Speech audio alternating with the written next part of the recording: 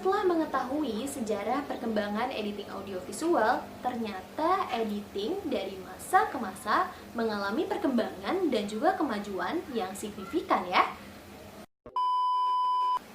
Assalamualaikum warahmatullahi wabarakatuh. Halo semuanya, perkenalkan nama saya Risanur Aditya Putri dengan NIM J3A118197. Saya dari kelas C Praktikum 2.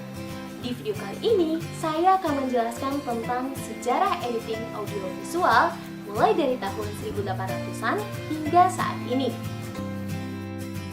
Berbicara mengenai editing, tentu hal tersebut bukan merupakan hal yang asing lagi ya terdengar di telinga kita, karena di tengah zaman yang serba modern seperti saat ini, serta pemanfaatan teknologi yang sudah merambah ke berbagai bidang, menjadikan editing sebagai hal yang melekat dengan kehidupan sehari-hari kita.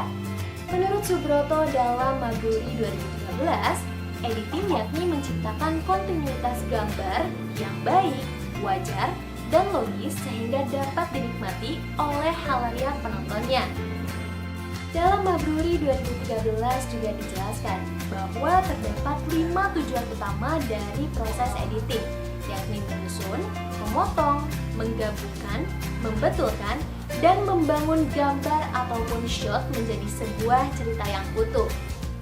Langsung saja kita beralih ke sejarah perkembangan editing audiovisual. Sejarah editing audiovisual dimulai pada tanggal 28 Desember 1895 dengan ditandai oleh untuk pertama kalinya orang menonton film pertunjukan di sebuah ruang yang diproyeksikan ke sebuah layar. Lumière bersaudara menyewa sebuah ruangan biliar tua di bawah tanah di kawasan Boulevard des Capucines, Paris, yang kemudian tempat tersebut dikenal sebagai ruangan bioskop pertama di dunia dan diberi nama Grand Café. Pada tahun 1895, tepatnya pada masa awal mula kontinuitas atau continuity, dalam membuat sebuah film, Lumière bersaudara memilih sebuah objek yang menarik untuk direkam. Pada awal masa tersebut, mereka hanya memasang kamera di depan objek dan melanjutkan rekaman biasa hingga akhir video. Kemudian, film tersebut diberi judul Le Repas de Baby atau Baby's Dinner. Tujuannya adalah untuk merekam peristiwa yang sedang berlangsung. Di tahun yang sama, Lumière juga merekam untuk pertama kalinya adegan komik yang sudah diatur sebelumnya. Film yang diberi judul Le Loser a Rosie ini menampilkan adegan lucu seorang anak laki-laki dan tukang kebun dengan selang airnya.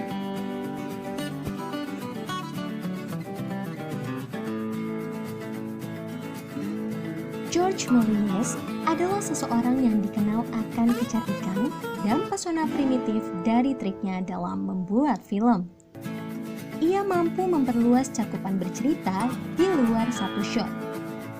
Méliès juga berusaha untuk menceritakan sebuah kisah dalam beberapa episode. Namun, tidak ada hubungan antara satu shot dengan shot lainnya, sehingga beberapa shot yang ada dibiarkan tanpa makna. Tetapi, dengan teknik yang dimilikinya, yakni dissolve dan fade out, serta kecernikan dari dirinya, membuatnya menjadi seorang pelopor film.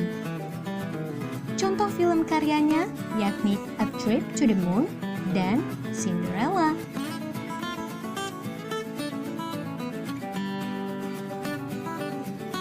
Edwin S. Porter dari Amerika merupakan salah satu juru kamera pertama Thomas Alva Edison.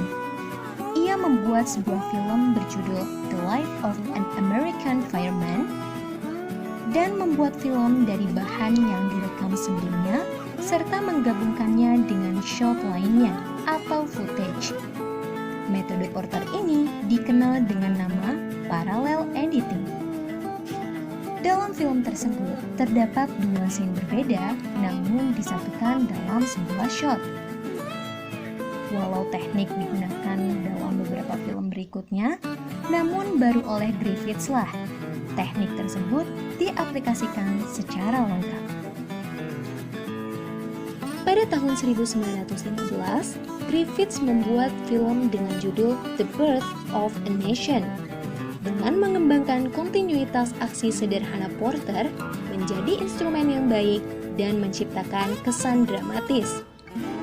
Griffiths memotong gambar dengan alasan dramatis dan membuat variasi gambar dengan long shot, medium shot, close up, cutaway, dan tracking shot sebagai materi editing. Kemudian, mengeditnya dengan teknik paralel konstruksi dramatik. Ia menghadirkan adegan-adegan dengan ruang waktu berbeda, namun mengacu pada satu makna yang sama. Teknik cross-cutting juga ia gunakan dan ia terapkan pertama kalinya dalam film The Battle at Alderbush Gulch.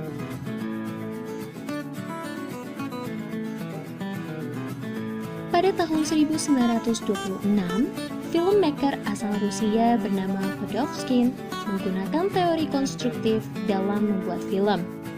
Bahan yang digunakannya adalah potongan-potongan dari berbagai sudut pandang dan gerakan terpisah dari adegan yang diambil. Dari tidak ada makna, potongan-potongan ini membentuk representasi film dari shot atau adegan.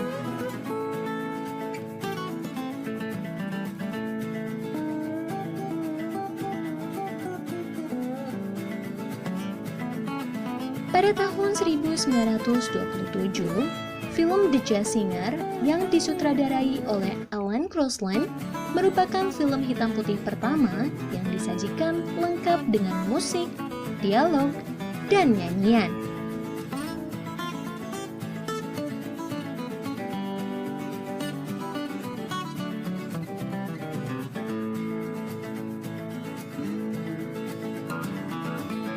Teknik editing dari masa ke masa terus mengalami perkembangan dan kemajuan. Nah, di zaman yang serba canggih seperti saat ini, berbagai teknik editing sudah dapat dilakukan.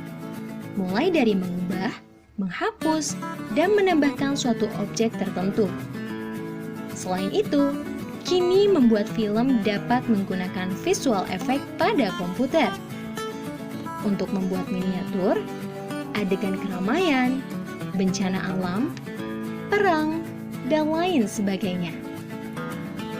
Dengan kecanggihan yang ada, teknik yang ada saat ini dapat menggantikan aktor untuk memainkan film. Setelah mengetahui sejarah perkembangan editing audiovisual, ternyata editing dari masa ke masa mengalami perkembangan dan juga kemajuan yang signifikan ya. Demikian informasi yang dapat saya sampaikan mengenai sejarah editing audiovisual. Semoga video ini dapat bermanfaat. Terima kasih dan sampai jumpa. Wassalamualaikum warahmatullahi wabarakatuh.